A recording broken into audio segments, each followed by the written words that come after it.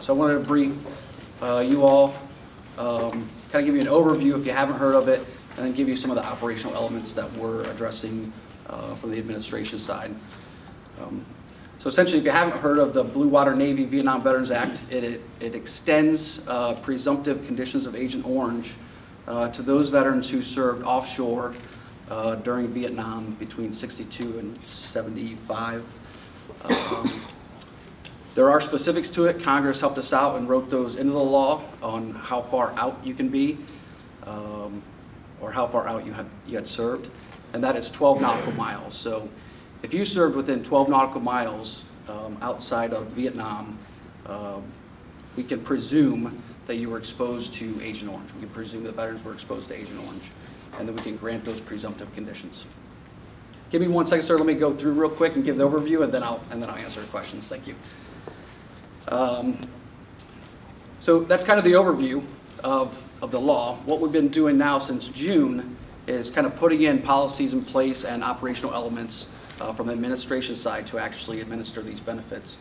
The law actually goes into effect January 1, and that's when we're going to start processing these claims. So between June and January 1, we've been accepting claims coming in from any veteran filing a claim for being exposed under this new law. We're just holding those claims until January 1 to process. A lot of things went into place from June until now, and we're still working through those, but one of the major things is we worked with the Department of Defense as well as the National Archives and Records Administration to actually pull up deck logs for those from the military who served overseas during Vietnam. Specifically, we pulled 28 million images of deck logs.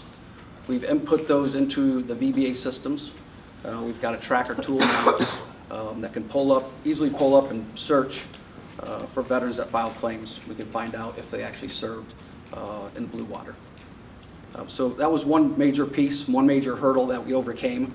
So we have that in place. The next piece is, these are specialized claims. We consider these specialized claims, so we put together a team of specialists. It's a virtual team from kind of our technical experts from across the country. They're working for our headquarters office.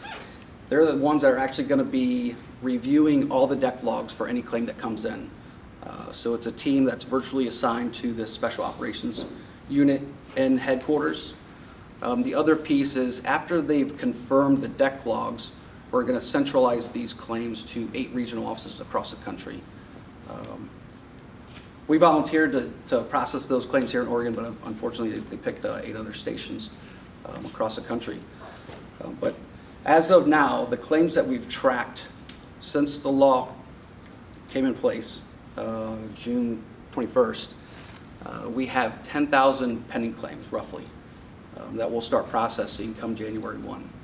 But the key here, and my message to you all, if you can help us, if you know of anybody that served in blue water, tell them to file a claim. We are going to go back, and we are sending notification letters out to veterans who have previously been denied some of these presumptive conditions that served in blue water, but they'll still need to come in and file a claim.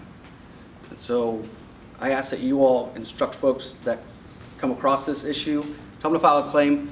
We will go back and look at the denied claim, if it was previously denied, on a case-by-case basis to determine an earlier effective date if possible. But the key is to file that claim. Sir, you had